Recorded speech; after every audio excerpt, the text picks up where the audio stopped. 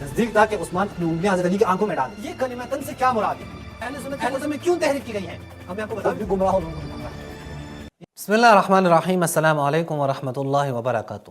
بغیر کسی مقدمے کے میں ایک حدیث آپ کے سامنے رکھتا ہوں اور پھر وہاں پہ اشارے کنائے جو کیے گئے ہیں اس پہ آپ سے میں جواب طلب کروں گا کہ یہ کیا مراد ہے اس میں۔ یہ آپ دیکھیں، یہ صحیح مسلم ہے، صحیح مسلم، صحیح مسلم ہے نا آپ کے ہاں سب سے بڑی کتاب جو شمار کی جاتی ہیں صحیح مسلم۔ اس کے صفحہ نمبر 373 پہ حدیث نمبر ہے 1237 اور 1236 نمبر پہ جو حدیث ہے۔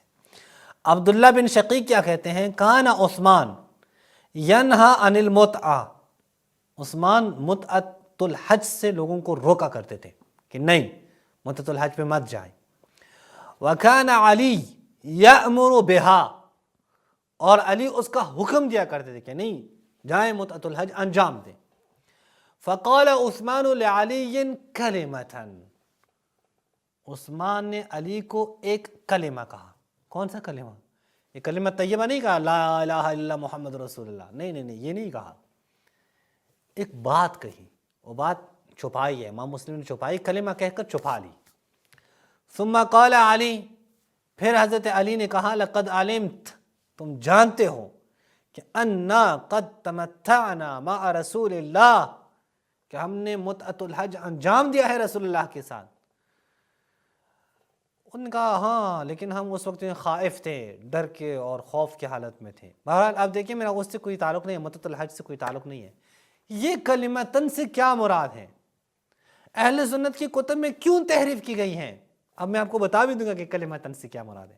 ایک اور کتاب میں آپ دیکھیں مسند احمد، امام احمد بن حنبل میں آپ دیکھیں، یہاں پہ جزء اول پہ شعیب ارناؤت کی تحقیق کے ساتھ اور صفحہ نمبر جو ہے یہ 487 پہ، یہاں پہ کیا کہتے ہیں یہ آپ دیکھیں، اور حدیث نمبر ہے 432، یہاں پہ کہتے ہیں کانا عثمان ینہا عن المتعہ، عثمان متعہ سے لوگوں کو روکتے تھے، حضرت علی اس کا حکم دیا کرتے تھے۔ فقال عثمان لعلی قولا، عثمان نے حضرت علی کو ایک قول کہا، قوالی نہیں، قول، ایک بات کہی۔ وہاں کلمہ کہا تھا نا امام مسلم نے، کلمہ کہہ کر جان چھڑائی، یہاں احمد بن حنبل قول کہہ کے جان چھڑا رہے ہیں۔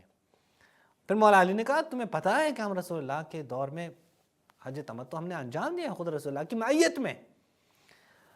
اچھا آگے دیکھیں، یہ ہے مسند امام احمد بن حنبل شعیب ارناؤت کی تحقیق کے ساتھ دوسری جلد، صفحہ نمبر 151 پہ آپ دیکھیں، کانا عثمان ینہا عن المتعہ وعلی یأمر بہا فقال عثمان لعلی۔ اب یہاں پہ تھوڑی سی وضاحت موجود ہے۔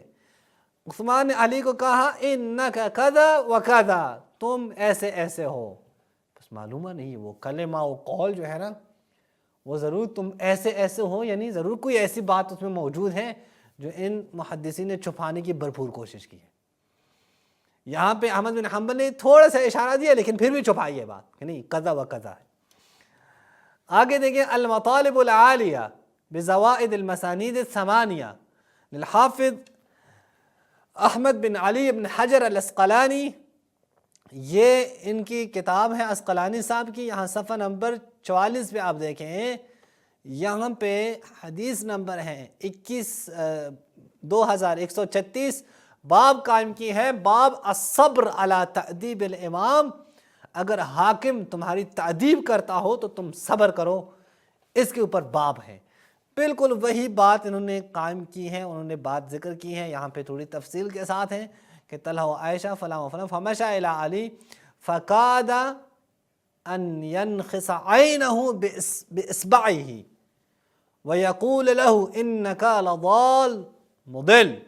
یہ بات جناب عثمان کی جو انہوں نے چھپائی، جناب عثمان نے چاہا، یا دیکھ سکتے ہیں یہاں پہ بالکل وضاحت کے ساتھ موجود ہیں کہ یہ جو ینخسو کا جو ہے نا یہاں پہ انہوں نے ترجمہ ہے کاد ان یغرز اصبعہ فی عینیہ، یعنی اپنی انگلی حضرت علی کی آنکھوں میں ڈال دیں، نزدیک تھا کہ عثمان اپنی انگلیاں حضرت علی کی آنکھوں میں ڈال دیتے۔ اور پھر کیا کہا کہ اے علی تم ضال و مضل ہو، نعوذ باللہ ثم نعوذ باللہ، تم خود بھی گمراہ ہو، لوگوں کو بھی گمراہ کر رہے ہو۔ یہ آپ کی کتاب ہے۔ ولا يرد علی علیہ شیئا، کہتے ہیں حضرت علی نے کوئی جواب نہیں دیا۔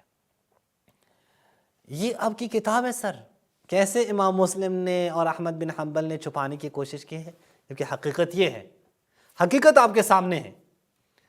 اب یہاں یہی جو ہے وہ کتاب اتحاف الخیرۃ المہرہ سے آپ دیکھیں، جناب بوصیری کی کتاب سے، ایک میں صفحہ جلد آپ کو بتا دوں، جلد خامس ہے اور صفحہ نمبر 66 ہے، یہاں پہ بھی فَقَادَ أَنْ يَنْخِسَ عَيْنَهُ أو يُنْخِسَ عَيْنَهُ بِأَصْبَعِهِ وَيَقُولُ لَهُ إِنَّكَ ضَالٌ مُضِلٌ، تم ضال اور مضل ہو۔ یہ ضال اور مضل اور یہ بات جو ہے کہ وہ حضرت علی کی آنکھوں میں قریب تک اپنی انگلیاں ڈال دیتے، اس سے جو ہے وہ یہ چھپائی ہے۔ مسلم کہہ رہے ہیں کہ کلمہ، احمد بن حنبل کہہ رہے ہیں قولاً، پھر کہتے ہیں کذا و کذا، یہ بات چھپانے کے لیے۔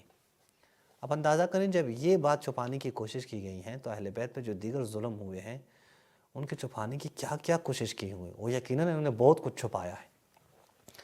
اب اس کی ایک